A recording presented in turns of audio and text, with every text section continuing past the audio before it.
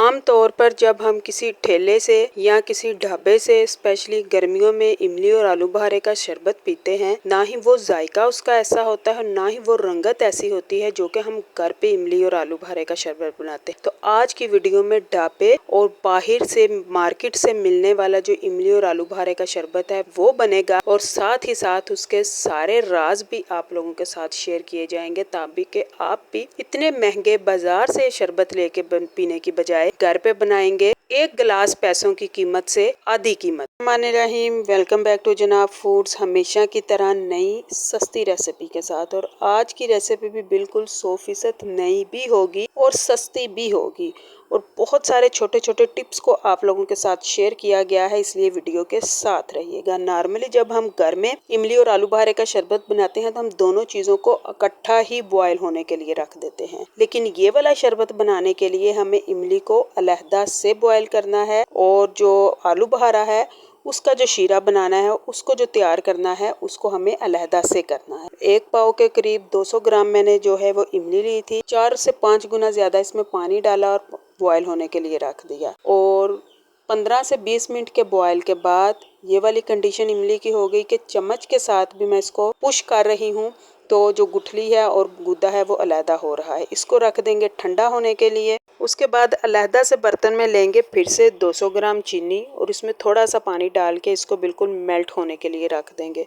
Fully melt होगी, और इसको बिल्कुल वो 1-2 तार वाला नहीं पकाना, चीनी को अच्छे से मेल्ट करना है। जैसे ही पानी चीनी ट्रांसपेरेंट हो जाएगी तो उसके बाद फिर हम इसमें ऐड करेंगे खुश्क आलू बुखारा का, जो कि मैंने इमली से आधी क्वांटिटी में लिया है, लेकिन जो चीनी है वो इमली की क्वांटिटी के बराबर है। आप अपनी मिकदार बनाने की के मुताबिक इसी मिकदार से जो है चीनी की कमी या ज्यादती कर सकते हैं। इसमें डाल देंगे और थोड़ी देर इसको इसी में अच्छे से बॉयल आने देंगे। इस वाले आलू बुखारे को हमने पहले से भिगोया नहीं है, और जब हम ढाबा से लेते हैं तो उन्होंने भी हर चीज़ को लहदा तैयार करके रखा होता है, और जब गिलास देना हो तो उस हर चीज़ को मिक्स करते हैं। और ऐसा ही मोटा सा जो है वो आलू बुखारा आता है, जो कि उसमें भीगा रहने की वजह से मज़ीद फूल चुका है। तो उसके बाद मैंने 2 से 3 चम्मच के बराबर पानी में 2-3 पिंच के बराबर रेड कलर ऐड किया, और यही एक ख़ास वजह होती है। एक टिप ये भी है बिल्कुल ढाबा स्टाइल इमली और आलू बुखारे का शरबत बनाने की, को उन्होंने इसमें कलर को यूज़ किया था, और इसी कलर वाले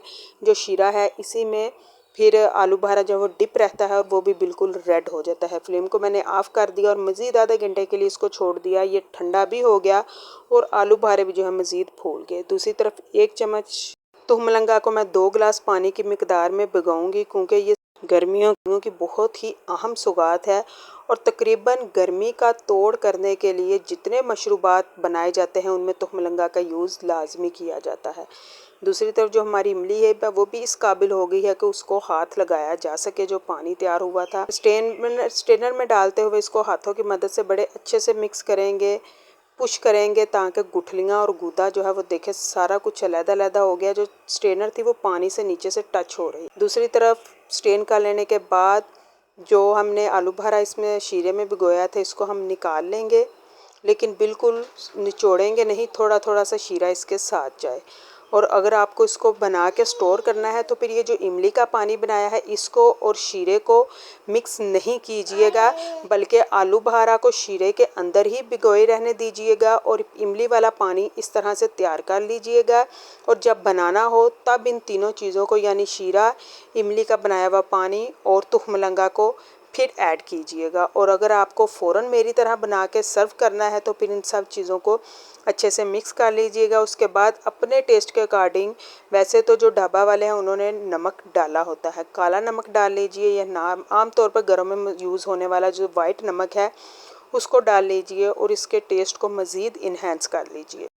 और तुहमलंगा और नमक डाल लेने के बाद बड़ी अच्छे वाली करेंगे मिक्सिंग, और उसके बाद फिर इसमें ऐड करेंगे बर्फ़ को, और बर्फ़ भी अपने टेस्ट के अकॉर्डिंग ही आप ऐड कर सकते हैं। मैं फिर से कह रही हूँ, अगर आपको इसको बना के स्टोर करना है तो फिर तीनों चीज़ों को अलहदा ही रहने दीजिएगा, अलहदा ही फ्रिज में रखिएगा। जब बनाना हो, जितना बनाना हो निकाले बना लीजिए, और इस तरह से आप इसको 2 से 3 माह तक भी फ्रिज में स्टोर करके दोबारा से यूज़ कर सकती हैं। उम्मीद है कि आज की रेसिपी आपको ज़रूर पसंद आई होगी। रेसिपी पसंद आए वीडियो को लाइक कीजिए, चैनल को सब्सक्राइब कीजिए, कमेंट बॉक्स में अपनी राय का इजहार भी कीजिए।